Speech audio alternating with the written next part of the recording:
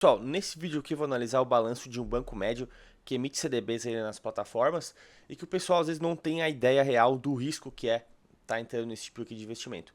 Muita gente não sabe que esses bancos, né, que eles não têm ações na bolsa, eles também disponibilizam os balanços no site e na área de relações com investidores do site deles, tá? Então, é, eu vou analisar aqui o balanço do banco Digimais, que é um que aparece frequente aí nas plataformas de investimento e às vezes até com algumas rentabilidades bastante agressivas, né? Aí na faixa dos 120% do CDI, por exemplo, e o pessoal aí que investe que gosta de investir em CDBs para ganhar um pouco mais da Selic, né? Acaba às vezes entrando nesse tipo de investimento aqui. Eu já falei aqui num vídeo anterior no canal o que eu acho desse tipo de investimento aqui, né? Para mim não faz sentido tomar risco acima do CDI em renda fixa. Para mim, a renda fixa é apenas pós-fixado em ou título público ou em CDB de bancão, né? Ali 100% CDI sem correr risco. O risco, na minha visão, vale a pena ser tomado na parte acionária, né? Tu ser acionista de uma empresa que pode te dar lucros sem limites, né? Eu falei da simetria, né? Que não vale a pena estar entrando nesse tipo aqui, porque tu já sabe o máximo que tu pode ganhar e tu tá correndo o risco de perder tudo e às vezes é um risco maior do que tu imagina, tá? Não quero gerar um caos, né? Falar que esse banco aqui vai quebrar, não é isso, não é essa a ideia, mas é mais passar a ideia de que existe sim uma certa vulnerabilidade nesses bancos aqui menores, porque eles têm que pagar mais para captar, né? E eles têm uma estrutura muito menor e muito menos diversificada do que os bancões. Então é muito mais difícil para eles competirem ali na ponta final, né, de emprestar. Eles têm equipes menos robustas para analisar o risco de crédito também, então são bancos mais arriscados. Eles podem vir a ter problema e pode vir a acontecer um caso como o Banco Master, por exemplo, onde começa a ter aquele ruído de que o banco não vai conseguir pagar suas dívidas, né, pagar os CDBs. Isso começa a afetar o mercado financeiro, né? Tem muita ligação com outros bancos e isso começa a gerar ali um ruído e a galera que tem CDB começa a se assustar e tal, mesmo tendo FGC, né? Então, esse aqui é o site do Digimais, né? Aqui a gente tem o site do Digimais, tem a área aqui, Portal RI, relações com os investidores, e aqui eles disponibilizam demonstrações financeiras, gestão de riscos e apresentação institucional. A gente pode entrar aqui em demonstrações financeiras. A gente pode ver que não é tão atualizado como as empresas de capital aberto, né? Não tem tanta exigência como as empresas de capital aberto têm de estar todo trimestre atualizando ali as demonstrações financeiras. As últimas que a gente tem aqui é de 2024 e a gente já está em agosto de 2025. A gente consegue analisar aqui desde 2018, né?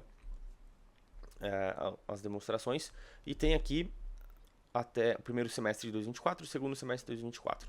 Então eu abri aqui o segundo semestre de 2024, que é a última apresentação que a gente tem disponível do Banco Digimais, né? E para a gente analisar. Bom, o Banco Digimais, só para explicar um pouco como que funciona, né? Não é um banco tipo os bancões ali, Itaú, Bradesco, eles não têm abertura de conta corrente, por exemplo. É um banco que simplesmente emite CDBs para captar dinheiro, né? E vai lá e empresta principalmente para financiamento de veículos na ponta final para a pessoa física. Então é esse o negócio do Banco Digimais. A gente pode até vir aqui ver como que é a carteira de crédito do Banco Digimais, para vocês terem uma ideia para quem que eles emprestam, né? Aqui a gente tem a carteira de crédito por modalidade. A gente vê que financiamento de veículos é o principal negócio aqui, de 2,4 bi de carteira que eles têm de crédito hoje, 1,7 é de financiamento de veículos, tá? Aí tem crédito consignado, capital de giro e outras modalidades ali, mas a gente vê que é financiamento de veículos basicamente. Então é um banco que vai pegar dinheiro ali com o investidor pessoa física nas plataformas de varejo e vai emprestar para outras pessoas que querem financiar a compra de veículos. Ou talvez tenha empresas também. Mas é esse o negócio do Banco Digimais. Então é um negócio que vai estar ali totalmente exposto a um segmento, então muito menos diversificado e não vai ter outras fontes de captação como depósito à vista ou outro tipo de captação aí, tá? E a primeira coisa que a gente já vê aqui, a gente vê fechamento de 2023, fechamento de 2024.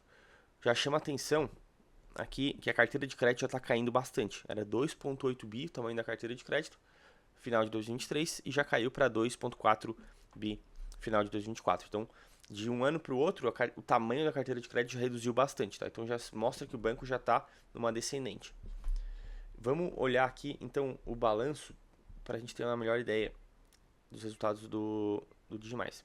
Como que a gente analisa um banco, né? Tem que ver primeiro se dá lucro, um lucro que dá uma certa folga ali, que realmente a gente vê, tá, o negócio deles ali, Eles captam, emprestam, dão um lucro bom, então é muito improvável que eles venham a quebrar, né? O problema que não pode acontecer é o banco não é quebrar, não ter dinheiro para pagar o funding, né? Que é onde eles captam o dinheiro. E tem que ver a relação patrimônio líquido-ativo, se ela é saudável, que é o chamado índice de Basileia, né? Então, vamos ver aqui como que está evoluindo o resultado do Digimais. A gente vê aqui também fechamento de 2023 contra fechamento de 2024. E a primeira linha de balanço de banco é sempre receitas de intermediação financeira, né? Receita ali é os juros que o banco recebe ali nas operações de crédito, basicamente. A gente já vê uma queda bem agressiva aqui, uma queda bastante que chama até muita atenção. Cai de 2,1 bi a receita de intermediação financeira em 2023 para 1,2 bi, ou seja, caiu 50% aí a receita de intermediação financeira de um ano para o outro. Então, tu já está vendo que é um balanço que oscila muito mais, né? É um banco que já não é um banco assim estável e robusto como um balanço de Itaú, Banco do Brasil, que é todo trimestre cresce um pouquinho, né? Trimestre, carteira de crédito e lucro vai crescer um pouquinho ali, né? Com uma grande estabilidade. Então, se tu emprestar dinheiro para um banco que tem um balanço tão instável assim, tu tá correndo muito mais risco do que emprestar para um Itaú, por exemplo, né? E aí, se a gente for já para a parte final aqui do balanço, o lucro líquido, né? 99 milhões de reais no lucro líquido fechamento de 2023 contra 53 milhões no fechamento de 2024. Uma queda aí de 50% mais ou menos, né? Ok, o banco deu lucro nesses 2 anos, mas caiu 50% o lucro. E o que me chamou a atenção aqui foi que esse aqui é o resultado anual, né, de todo o ano em 2024, só que se a gente pegar só o resultado do segundo semestre de 2024, que também dá nessa coluna aqui, o banco teve prejuízo. Então, no segundo semestre de 2024, o banco deu prejuízo de 44 milhões de reais. Tá? Então, o que salvou o resultado em 2024 foi o primeiro semestre. Né? O primeiro semestre então, foi positivo e por isso que está lucro aqui no ano de 2024. Mas o balanço mais recente, quer dizer, o segundo semestre de 2024 foi prejuízo. Então, banco dá prejuízo não pode acontecer. Tu não pode emprestar para um banco que está dando prejuízo. Né? Não estou querendo dizer aqui que o banco vai quebrar, que não vai pagar, mas na minha filosofia aqui, eu nunca vou recomendar um cliente a comprar um CDB de um banco que tem esse tipo de oscilação aqui de ano para ano e prejuízo no balanço. Isso não pode ser aceito. Isso aí, tá? Se alguma casa de research, algum consultor financeiro, algum assessor está te recomendando isso aí, ele não tem a menor ideia do que ele está fazendo. Mesmo com a proteção da FGC, como eu falei no vídeo anterior, não é dependendo do tamanho do banco que possa vir a quebrar ou do que acontecer no sistema financeiro, a gente não sabe se o FGC pode cobrir tudo, que é o primeiro ponto, pode ter uma certa crise aí que falte capital. E o segundo ponto é que pode gerar uma dor de cabeça. Talvez o FGC vai te devolver aquele capital ali até 250 mil, beleza, só que pode dar uma dor de cabeça imensa, a gente não sabe quanto tempo vai demorar isso. Eles vão falar que é alguns dias, mas pode demorar muito mais, pode exigir muita documentação, etc. É uma dor de cabeça que não faz nenhum sentido tu ter, não faz nenhum sentido. Tudo isso para ganhar um pouquinho a mais do CDI não faz nenhum sentido, com risco zero, né? E então, por isso que eu sou contra esse tipo de investimento aqui. Eu fiz um outro exercício aqui, eu joguei todos os balanços do Digimais desde 2020 no ChatGPT e pedi para ele fazer um gráfico da evolução do lucro líquido. Então, a evolução do lucro líquido de 2020 a 2024. Aqui mostra essa instabilidade, né? O lucro ali de 32, acho que é 32 milhões aqui, né? 49 milhões, é um lucro baixo, né? Então a gente vê que está muito próximo ali de dar um prejuízo. E em 2022, um prejuízo de 323 milhões. Então, a gente já vê uma inconsistência muito grande, né? O lucro somado aqui dos 4 anos que deram lucro não paga esse prejuízo aqui que deu em 2022. E lucro de 99 milhões caindo para 53. Então, tipo, é um banco muito estável, não é uma operação que está estabilizada, que não é uma operação que está dando lucro ali com uma certa tranquilidade para o acionista. Então, por isso que eles vão até oferecer mais lá nas plataformas, uma rentabilidade muito acima do CDI, acima dos outros bancos, porque ninguém quer emprestar dinheiro para esse tipo de banco, né? As pessoas que analisam o balanço, elas não vão querer, elas vão exigir uma rentabilidade muito alta, né, para entrar aqui. Por isso que essas ofertas são vistas lá como 120% do CDI e até mais. Um indicador muito importante na análise de riscos de bancos é o índice de Basileia amplo. A gente pode ver aqui que tem aqui no balanço do Digimais. Esse índice aqui, ele é composto pela divisão do patrimônio líquido pelo ativo, uma maneira simples de explicar, né?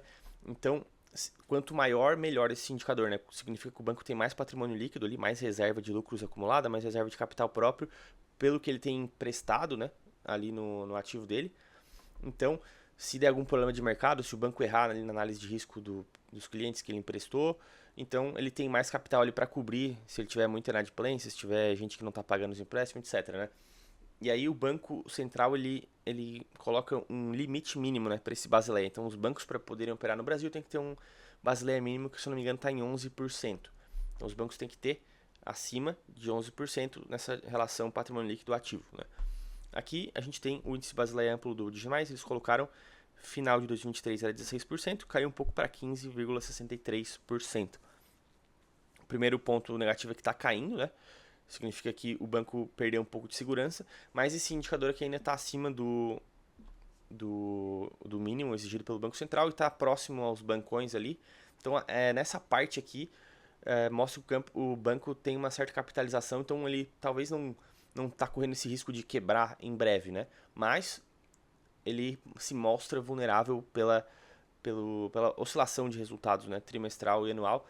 Então pode vir a acontecer alguma coisa, talvez num prazo um pouco maior, né? Não vai ser no ano que vem, mas talvez em alguns anos. E por isso que o Banco Central já está meio preocupado com esses bancos médios aí, com a qualidade, né, do balanço desses bancos aí. Ele já está monitorando e está querendo achar alguns compradores aí para botar capital nesses bancos. Teve o caso ali do Banco Master, né? E eu li uma notícia aqui, uma notícia bem recente, de 25 de agosto, que o Banco Central já está querendo buscar um outro banco ou um outro acionista para comprar o Digimais e capitalizar ele, botar mais dinheiro lá dentro.